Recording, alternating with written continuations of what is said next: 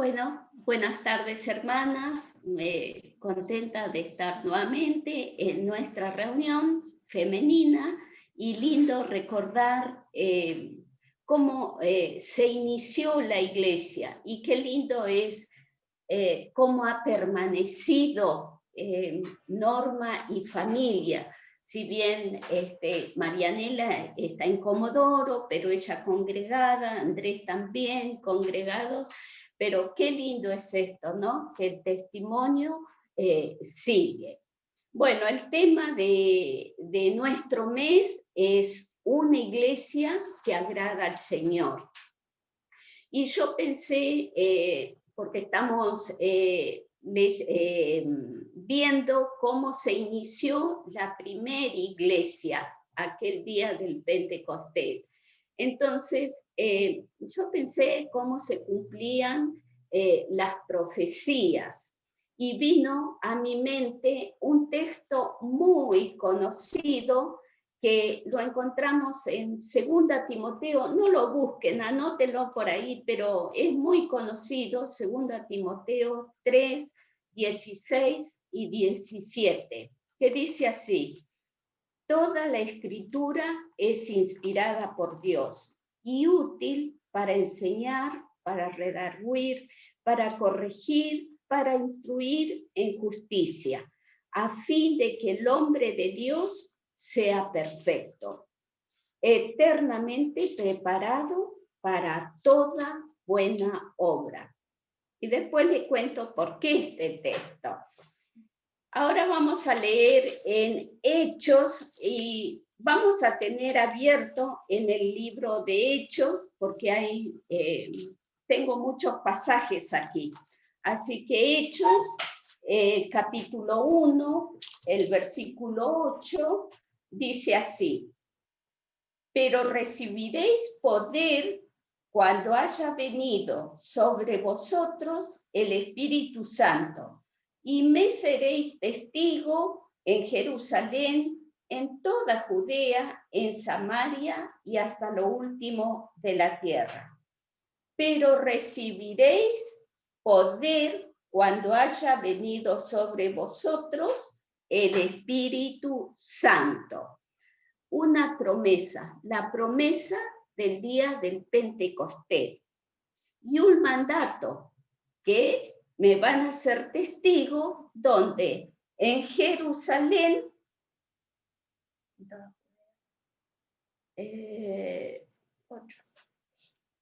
lo perdí, 8.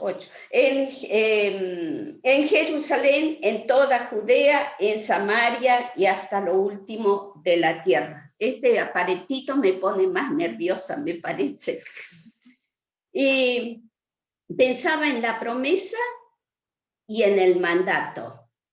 Y en Hechos 2, del 1 al 4, dice: cuando llegó el día de Pentecostés, estaban todos unánimes juntos. Y de repente vino del cielo un estruendo como de un viento recio que soplaba, el cual llenó toda la casa donde estaban sentados. Y se le aparecieron lenguas repartidas como de fuego, asentándose sobre cada uno de ellos, y fueron todos llenos del Espíritu Santo. Aquí se cumple la promesa. El día de Pentecostés llega el Espíritu Santo. Y el verso 2 y 13 del mismo capítulo dice: y estaban todos atónitos y perplejos, diciéndose unos a otros: ¿qué quiere decir esto? Mas otros, burlándose, decían: están llenos de mosto. El día del Pentecostés y la llegada del Espíritu Santo fue lo que nos compartió Edith en la primera reunión. Así que no voy a hacer hincapié ahí, sino que mencioné estos versículos porque aquí se cumple el mandato también a sus discípulos. y el primero que salió fue Pedro. Busqué una biografía chiquitita de Pedro para recordar algunas cosas de Pedro. Si bien tenemos muy presente quién fue Pedro, pero hay otras cositas que yo particularmente me las había olvidado. Pedro, Simón o Simeón de Besaida, Galilea, apóstol de Jesucristo y primer jefe de su iglesia.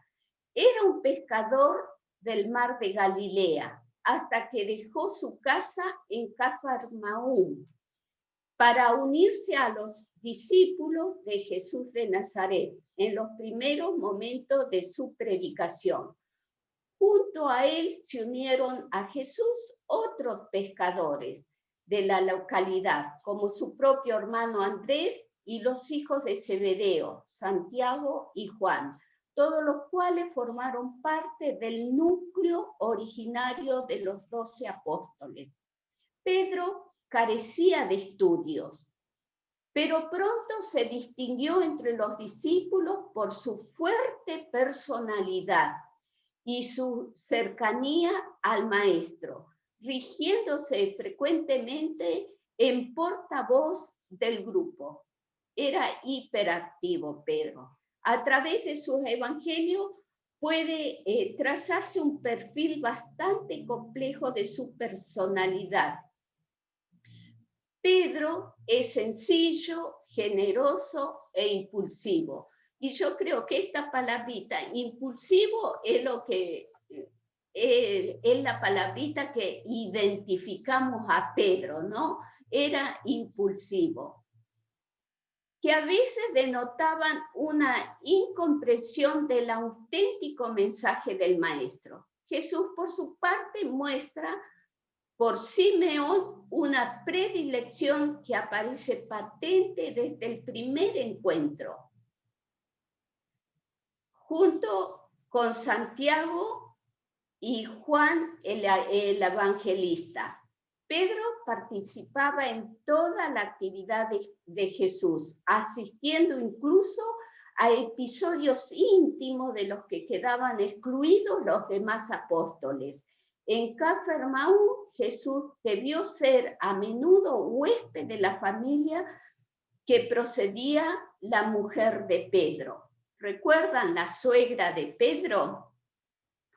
El sobrenombre de Pedro se lo puso Jesús al señalarle como la piedra sobre la que habría de edificar su iglesia. En Cesarea de Filipo, al noroeste del lago de Tiberíades, tuvo lugar el episodio en que Pedro afirmó la divinidad de Jesús. Tú eres el Cristo, el Hijo de Dios vivo. Lo encontramos en Mateo 16:16. Jesús juzgó la afirmación como efecto de una iluminación de lo alto y confirió a Pedro la máxima autoridad. Bienaventurado eres tú, Simón, hijo de Jonás, porque no te ha revelado esto la carne y la sangre, sino mi Padre que está en los cielos. Y yo te digo que eres Pedro, y que sobre esta piedra edificaré mi iglesia. Las puertas del infierno no prevalecerán contra ella. Te daré las llaves del reino de los cielos. Y todo lo que atares sobre la tierra será también atado en los cielos, y todo lo que desatares sobre la tierra será también desatado en los cielos. Lo encontramos en Mateo, capítulo 16, 17 al 19. Una personalidad impetuosa y sincero. Pedro tuvo también momentos de debilidad. Lo vemos tan parecido a cada una de nosotros, ¿no es cierto? Cada vez que leía más de Pedro, me identificaba más con él. Según el relato evangélico, Pedro negó hasta 3 veces conocer a Jesús la noche en que éste fue arrestado, cumpliendo una profecía que le había hecho el maestro. Pero arrepentido de aquella negación, su fe ya no volvió a flaquear. Y después de la crucifixión y la resurrección, fue privilegiado con la primera aparición de Jesús y se dedicó a propagar sus enseñanzas.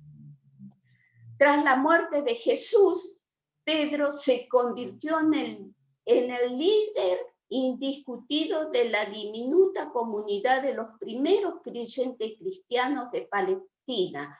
Por espacio de 15 años, dirigía las oraciones, respondía a las acusaciones de herejía lanzadas por los rabinos ortodoxos y admitía a los nuevos adeptos, incluidos los primeros judíos. Este era Pedro, el que después de aquel día del Pentecostés aparece Pedro con una voz muy fuerte y habló. En el capítulo 2, en el versículo 14, vemos la aparición de Pedro. ¿Y a quién se dirigió? A los judíos, dice el versículo 14. ¿Me lo lees, por favor? Entonces Pedro, poniéndose en pie con los 11, alzó la voz y les habló diciendo: varones judíos y todos los que habitáis en Jerusalén, esto os sea notorio y oíd mis palabras. El 15. Porque esto no es tan ebrios como vosotros suponéis, puesto que es la hora tercera del día. Ahí está. ¿Qué había pasado? En ese momento en que reciben el Espíritu Santo, hubo una gran confusión. Entonces, muchos dijeron, ¿qué está pasando? Estaban atónitos, perplejos, diciendo unos a otros, ¿qué quiere decir esto? Mas otros, burlándose, decían, están llenos de mosto. Querían decir que estaban borrachos. Pero ahí se levanta Pedro, este Pedro impetuoso, este Pedro que estaba lleno del Espíritu Santo y, como siempre era la voz cantante, una vez más aparece con voz muy fuerte y le habló a los judíos. ¿Y qué es lo primero que me menciona? Menciona las Escrituras. Y leíamos en el texto, toda la Escritura es inspirada por Dios. ¿Y de quién había aprendido eso? Del Señor Jesús, porque el Señor Jesús siempre citaba las Escrituras, era lo que primero hacía. Cuando el Señor Jesús viene a mi mente en este momento, fue tentado, ¿qué es lo que pronunció? La Escritura, no solo de pan vivirá el hombre, sino de toda palabra de Dios, ¿no? Y aquí Pedro también, lo primero que viene a su mente, una profecía. ¿Y qué profecía? La de Joel. Léeme desde el 17. Vamos a leer 2:16. Mas esto es lo dicho por el profeta Joel. Y en los postreros días, dice Dios, derramaré de mi espíritu sobre toda carne, y vuestros hijos y vuestras hijas profetizarán, vuestros jóvenes verán visiones y vuestros ancianos soñarán sueños. Bien, ahí, ¿qué le estaba diciendo? Que el Espíritu Santo había venido, no era lo que ellos estaban imaginando. El Espíritu Santo estaba allí y él era alguien que había recibido el Espíritu Santo. Y qué belleza esto, ¿no? Porque recuerda la profecía de Joel, ¿no? sucede en muchos predicadores que dicen, y se me vino tal texto a la mente. ¿Qué es eso? Porque está delante de Dios preparando el mensaje. Entonces, en el momento oportuno, Dios manda las escrituras a nuestros labios para decirlas.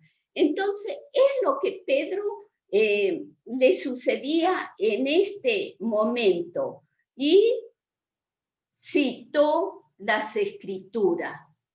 Y luego su cumplimiento y la práctica. Se habían cumplido las escrituras y Pedro las estaba practicando. Les hizo ver lo que había ocurrido y proclamó el Evangelio, el verso 21. Y todo aquel que invocar el nombre del Señor será salvo. Y él era una prueba visible en ese momento. Pedro lleno del Espíritu Santo. Esto es lo que pasó en su primer discurso, porque vio la oportunidad allí Pedro y da su primer discurso. Y no solo eso, que en el versículo 22 de este mismo capítulo 2, varones israelitas, oíd estas palabras. Jesús Nazareno, varón aprobado por Dios entre vosotros con las maravillas, prodigios y señales que Dios hizo entre vosotros por medio de él, como vosotros mismos sabéis. Ahí menciona a David, el Salmo 16 del 8 al 11, un salmo que escribió David y él les hace recordar que este salmo también se está cumpliendo. Y en el verso 29,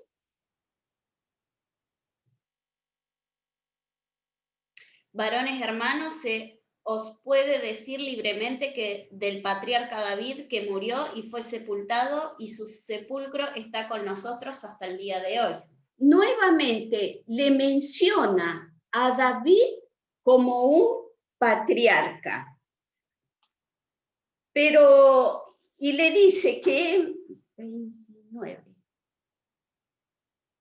Léeme el 30. Pero siendo profeta y sabiendo que con juramento Dios le había jurado que de su descendencia en cuanto a la carne levantaría el Cristo para que se sentase en su trono. 31. Viéndolo antes, habló de la resurrección de Cristo, que su alma no fue dejada en el Hades, ni su carne vio corrupción.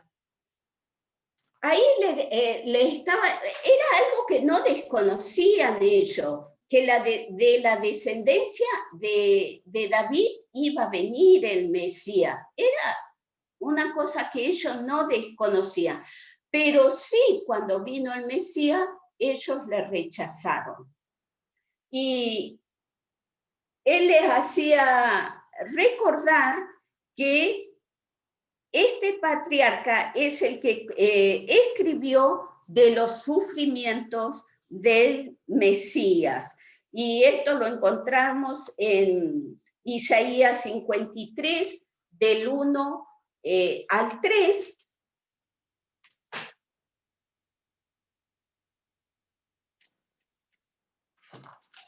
Y lo pone a David como patriarca en el mismo nivel que Abraham, Isaac y Jacob. Isaías 53, del 1 al 3. ¿Quién ha creído a nuestro anuncio? ¿Y sobre quién se ha manifestado el brazo de Jehová? Subirá cual renuevo delante de él, y como raíz de tierra seca, no hay parecer en él ni hermosura, le veremos más sin atractivo para que le deseemos. Despreciado y desechado entre los hombres, varón de dolores, experimentado en quebranto, y como que escondimos de él el rostro, fue menospreciado y no lo estimamos. Bien, ahí les mencionaba nuevamente las escrituras, Pedro las profecías, lo que había escrito el profeta Isaías, lleno Pedro del Espíritu Santo. Así termina el primer sermón de Pedro aquel día tan maravilloso. Y del capítulo 2, del 43 al 47, vemos la vida de los primeros cristianos. Pero luego vemos la otra parte del texto de Hechos 1:8, el mandato, y me seréis testigo. Este Pedro, el que da el primer discurso, se va caminando, y esto nos compartió Karina el miércoles pasado, del poder del Señor Jesús. Van Pedro y Juan caminando hacia el templo a orar. ¿Por qué? Porque era una costumbre que tenían los judíos de ir a orar. Pero no era así en Pedro y Juan, no era una costumbre. Para ellos era una necesidad de estar en contacto con el Señor. Así como era tan importante para él las escrituras y lo que había vivido al lado del Señor Jesús, era importante la oración. En ese momento que iban caminando, yo me hacía la pregunta, ¿qué irían charlando? Anoche escuchamos un mensaje muy fuerte. ¿Qué compartimos los creyentes cuando nos juntamos? Y me hice esta pregunta, ¿qué irían charlando Pedro y Juan? Había sido el Pentecostés. ¿Cuántas cosas tenían para charlar de la vida del Señor? ¿Cuánto lo necesitarían con ellos? Pero les había dejado el Consolador, el Espíritu Santo. Entonces iban caminando, y ¿con quién se encuentran? Con el paralítico. Y en el verso 6 dice: Mas Pedro dijo, no tengo plata ni oro, pero lo que tengo te doy. En el nombre de Jesucristo de Nazaret, levántate y anda. No tenía nada para darle material. Lo explicó muy lindo Karina el miércoles pasado. ¿Qué le dijo? Pero lo que tengo te doy. En el nombre de Jesús, de Jesucristo de Nazaret. En el nombre de Jesucristo de Nazaret. En ese nombre en el cual él estaba hablando y estaba dando estos mensajes, ese mismo Jesucristo, que lo había pulido a él anteriormente, le daba el poder para restaurar al paralítico. ¿Y qué pasó? El verso 9. Y todo el pueblo le vio andar y alabar a Dios. 10. Y le reconocían que era el que se sentaba a pedir limosna a la puerta del templo, la hermosa, y se llenaron de asombro y espanto por lo que le había sucedido. Y todo el pueblo le vio. ¿Pero a quién vio?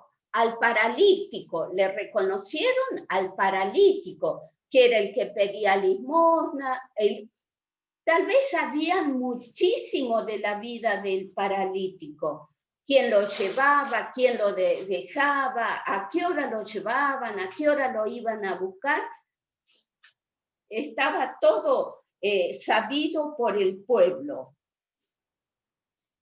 Y le reconocían, dice, que era el paralítico. Pero esto lo llenó de asombro y espanto por lo que había sucedido. Como que no lo podían creer lo que estaba pasando. Y ahí aparece Pedro nuevamente. no desaprovechó la oportunidad, porque todos estaban alarmados, estaban curiosos por lo que había acontecido. Pero ahí salta Pedro otra vez. En el verso 11. Y teniendo asidos a Pedro y a Juan el No, ¿el 12? El 12. Viendo esto, Pedro respondió al pueblo: varones israelitas, ¿por qué os maravilláis de esto? ¿O por qué ponéis los ojos en nosotros como si por nuestro poder o piedad hubiésemos hecho andar a este? Ahí estaba otra vez Pedro, tratando de explicarles que no eran ellos los que tenían el poder, sino que el poder venía de más allá. Era ese mismo Dios, el Dios de Abraham, de Isaac y de Jacobo, el Dios que había entregado a su hijo por los pecados. Ese mismo Dios de poder era el que estaba obrando en ese momento. El verso 13 dice, el verso dice, él cita nuevamente las escrituras, hablando de los profetas y el poder de Dios. Remarcó muchísimo el poder de Dios. Y el verso 16... Y por la fe en su nombre a este, que vosotros veis y conocéis, le ha confirmado su nombre, y la fe que es por él ha dado a este completa sanidad en presencia de todos vosotros.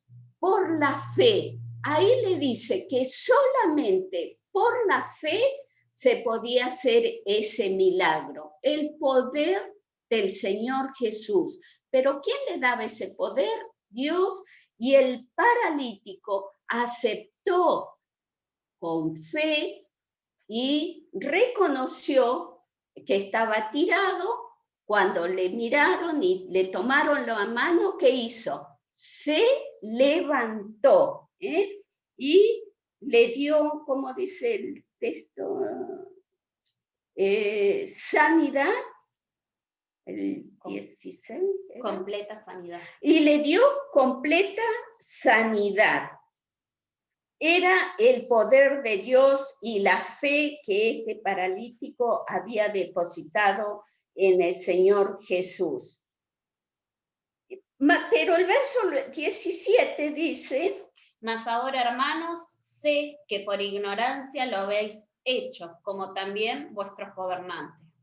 18. Pero Dios ha cumplido así lo que había antes anunciado por boca de todos sus profetas, que su Cristo había de padecer. Ahí otra vez le menciona las escrituras y lo que los profetas habían anunciado de antemano. Es tremendo cómo los ponen descubierto lo miserables que fueron, ¿no? De entregar al Señor Jesús, de cambiar al justo por un injusto, ¿no? Los hizo sentir culpables y les remarca que era el cumplimiento de las profecías.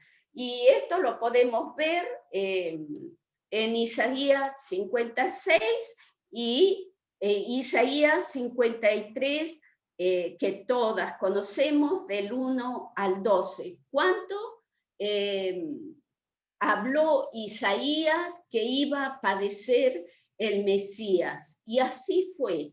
Y esto lo vivió Pedro y lo podía contar y defender en estos momentos donde muchos estaban en contra de este mensaje. Pero el verso 19 me encanta, dice, así que yo le decía que los había hecho sentir culpables, y le dice, así que arrepentíos y convertíos. Se tenían que arrepentir del pecado. Recién, qué lindo el testimonio de Norma, me lo había olvidado.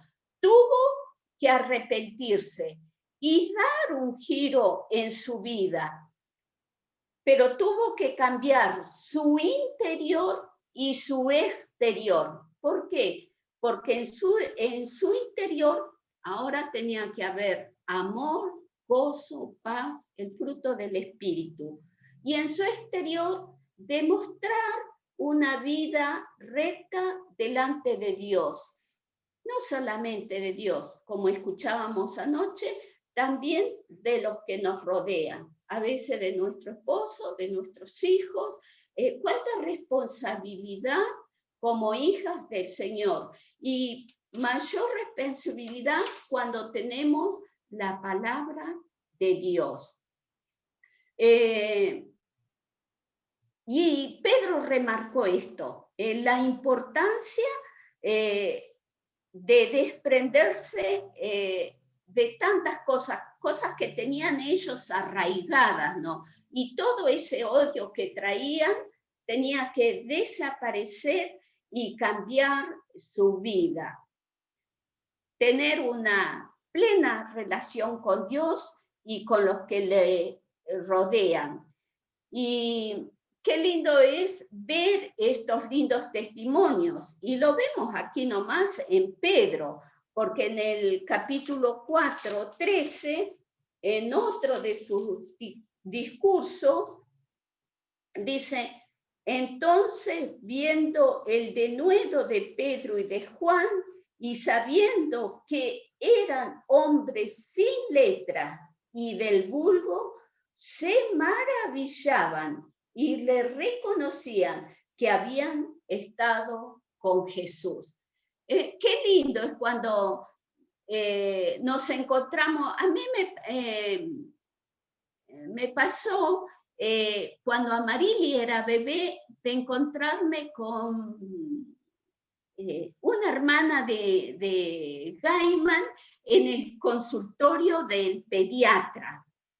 Ella no me conocía a mí, ni yo a ella. Pero me llamó la atención cómo ella cuidaba de su bebé.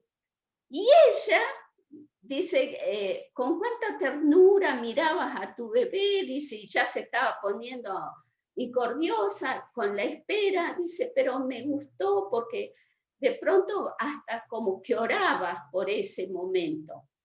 Y con el tiempo nos encontramos en la iglesia. Ah, me dice, ¿vos sos la que llevas la bebé a tal pediatra? Sí. Ay, yo también. Bueno, entonces ahí yo dije, yo ese día, dice, me di cuenta que eras del Señor, dice, cómo tratabas a tu bebé, cómo te dirigías a las otras mamás. Ay, dice, a mí me pasó lo mismo. Y me dice, incluso pensé en un momento que estabas orando. Sí, le digo, porque si se ponía a llorar me iba a tener que ir, le digo, porque el calor, el amotonamiento le hacía mal. Así que tenía que pedirle al Señor que nos dé tranquilidad a las dos.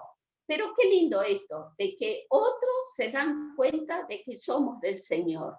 Y a Pedro lo reconocían así, un pescador del vulgo, ¿cómo podía estar dando semejante sermón, no? Sin embargo, Pedro era un instrumento en las manos del Señor y estaba lleno del Espíritu Santo. Hermanas, nada de eso cambió. El título, lema nuestro es una iglesia que agrade al Señor.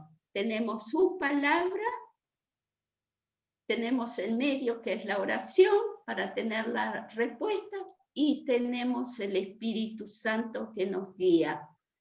¿Qué más podemos pedir? Nada más, solamente actuar.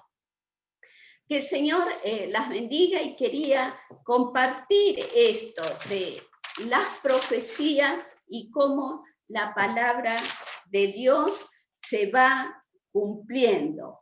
Y la canción que escuchamos decía de un mensaje de paz, de amor, lleno del amor de Jesucristo.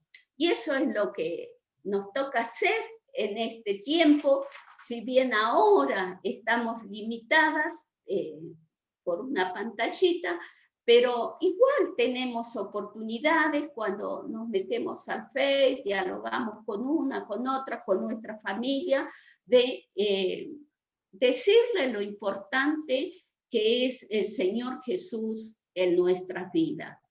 Gracias, hermanas, por compartir esta tarde con nosotras, y que esto tal vez me cuesta mucho hilvanar ahora, pero que sea de bendición para cada una de ustedes. Que el Señor las bendiga.